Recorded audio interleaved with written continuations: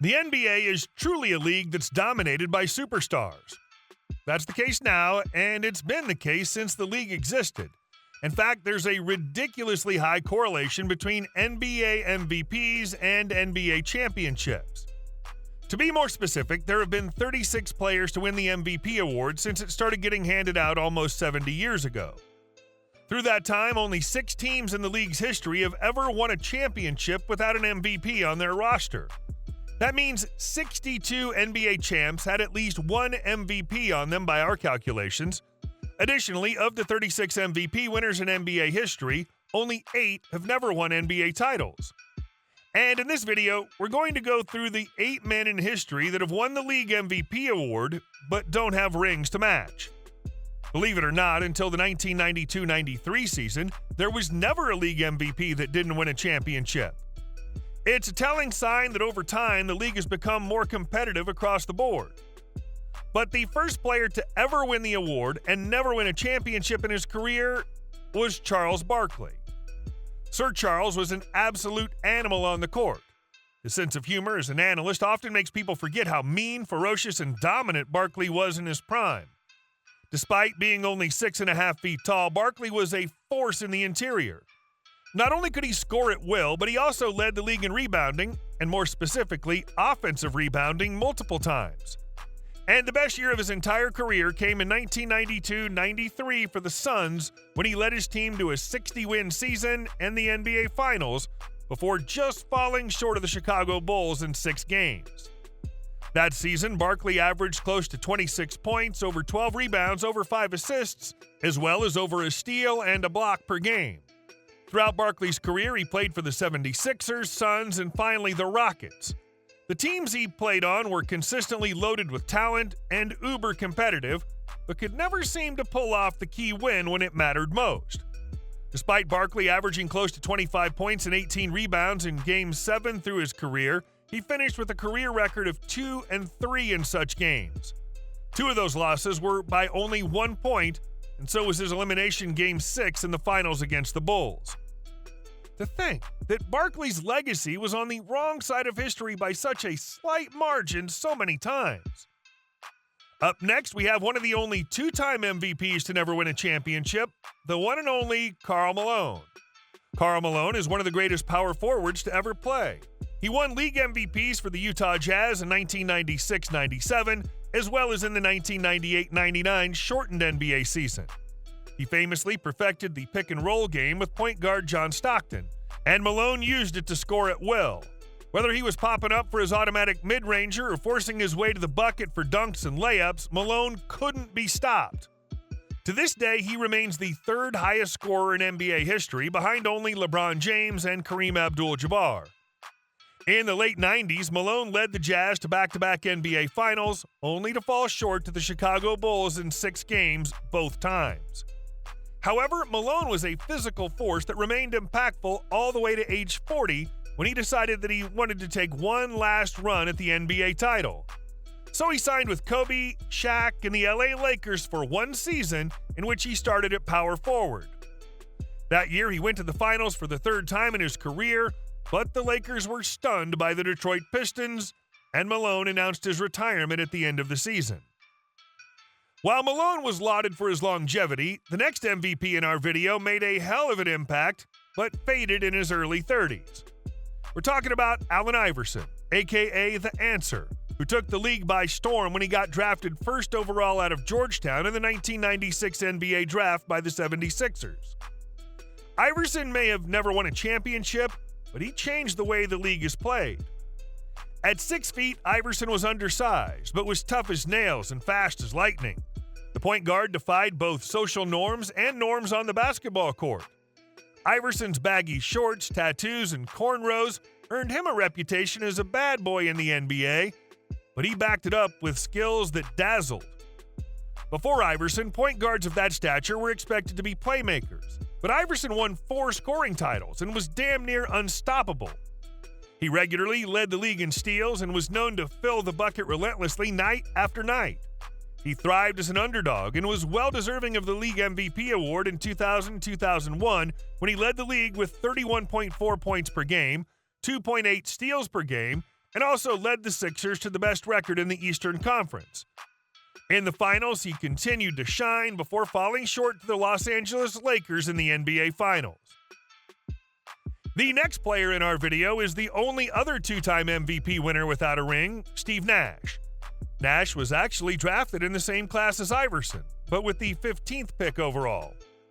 And when the Suns selected him out of Santa Clara, they probably weren't expecting him to become quite as good as he eventually did. Unlike the other MVPs in this video, Nash took a bit of time to develop. His first 2 seasons with the Spurs saw Nash coming off the bench, but clearly the Dallas Mavericks saw some upside in him because they traded a hefty package to acquire him in the summer of '98. In Dallas, Nash saw his stock continue to climb, getting voted into the All-Star game twice, playing alongside Dirk Nowitzki. But it wasn't until he became a free agent and returned to the Suns at age 30 did he turn into a superstar. During his second tenure in Phoenix, Nash became an assassin. Mike D'Antoni was the head coach, and he ran the fastest-paced offense in the league with Nash as the focal point. There, he led the league in assists for 5 of the next 7 seasons. His first year back in Phoenix took the league by storm, as Nash averaged 15.5 points, but more importantly, 11.5 assists, and shot 43% from 3 as the Suns finished with the best record in the NBA. After losing to San Antonio in the conference finals, the Suns returned the next season and Nash was even better. With the team's leading scorer, Amari Stoudemire, injured, Nash upped his numbers by picking apart the league with unparalleled passing and shooting efficiencies. In terms of decision-making and shot-making, no one in history was quite like Steve Nash. However, the Suns were once again eliminated by the Mavericks, and despite his regular season stardom, Nash became the first ever NBA MVP to never reach the finals. But he might have some company soon, because time is ticking on the next player in our video. Derrick Rose, the 2010-11 NBA MVP, is still in the league, but he's never made it to the finals either. And now he's 35 years old, and it's looking possible that he never does. But his story is extremely different from any other player in this video, because no one knows how great he could have become had his career not been derailed by injuries. Rose was actually the youngest MVP in NBA history. The first overall pick out of Memphis drew some comparisons to Iverson thanks to his elite explosion and nasty crossover. As a youngin', D-Rose could slice through defenses like butter, and he won the league MVP because he averaged 25 points and close to 8 assists per game for the league's best Bulls. But the Bulls continued to compete until they were faced with the Miami Heat in the conference finals. There, they fell in only 5 games. The next season, Rose battled injury before an ACL tear in the playoffs changed the course of his entire career. He managed to return from injury and become an inspiring role player in the league for many years, but lost the explosiveness that enabled him to dominate in his early days. Speaking of explosive superstars, the next MVP in our video was the dynamite Russell Westbrook. Westbrook entered the league as the 4th overall pick out of UCLA. As a youngster, he joined Kevin Durant and James Harden to form a 3-headed monster in Oklahoma City. After losing to the Mavericks in the conference finals in 2011, the Thunder responded by going to the finals the next season, only to lose to the Miami Heat in 5 games. At the time, Westbrook and Durant were only 23 years old and seemed destined for greatness as a pair.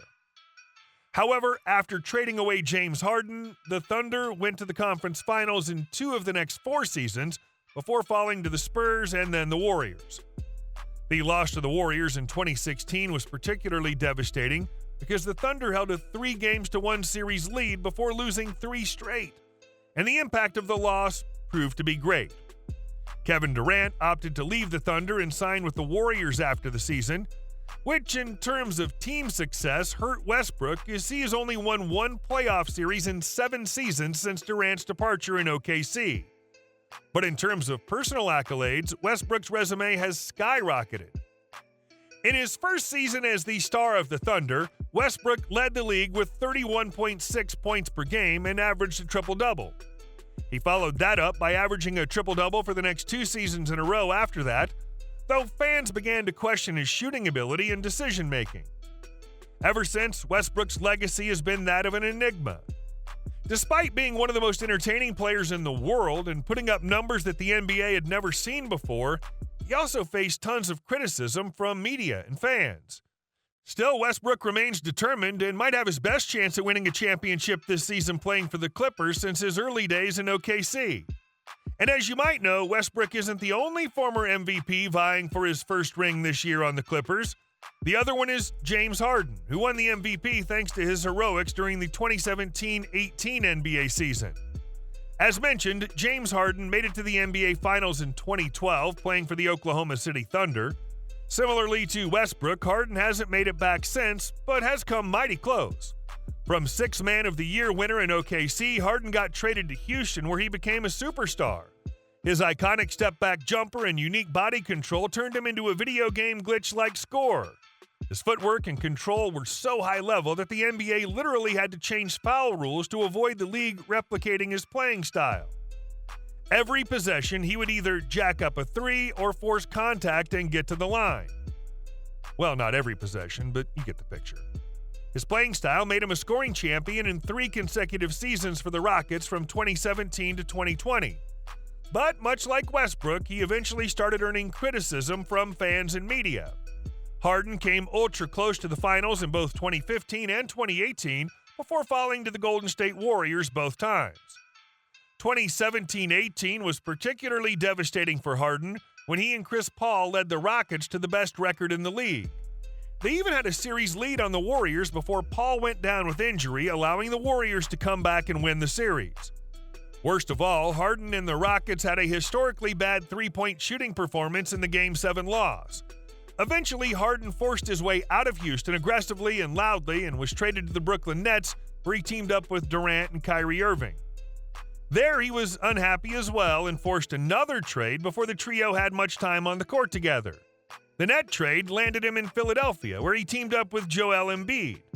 But still, Harden wasn't able to reach the finals and again aggressively demanded a trade for the third time. Now James Harden has earned a reputation as a prima donna, but he's playing incredibly as the starting point guard for the LA Clippers. His game has evolved from unstoppable scorer to elite passing maestro, and now in his mid-30s has as good a shot as any to win an NBA title. Interestingly, if the Clippers win the ship this season, our short list of 8 players gets cut to 6. And the last MVP is the youngest player currently in our video, Joel Embiid. He just joined the list by winning his first ever MVP award last season for the Philadelphia 76ers. And boy, is Embiid a revelation. The 7-footer from Cameroon is on pace to win his 3rd straight scoring title. If you wanted to create an unstoppable player, you'd probably end up creating someone who plays a lot like Joel Embiid. He's a massive man at 7 feet and close to 300 pounds that can dribble and shoot like a guard, and he's one of the best interior defenders in the league. This year, he's averaging over 35 points, 11 rebounds, and over 5 assists. He's the first player to average numbers like this since Wilt Chamberlain. Unfortunately for Embiid, he's continuously suffered from injuries when it matters most. His best chance at a title might have been 2019 when he had Jimmy Butler on his roster. However, his team lost Game 7 to the Raptors on a Kawhi Leonard miracle buzzer beater. Ever since then, Embiid and the Sixers have floundered in the playoffs, losing to the Celtics twice, the Heat, and the Hawks, while never making it past the second round. Embiid remains relatively young at age 29, and if history is any indication, he's a good bet to win a title at some point in his career. But what do you guys think? Did these players deserve MVPs? If they were the most valuable players in the league, why couldn't they win titles? And which are the most likely to win a title before their careers strike midnight? Let us know in the comments section, and don't forget to subscribe to our channel for more sports news and insights.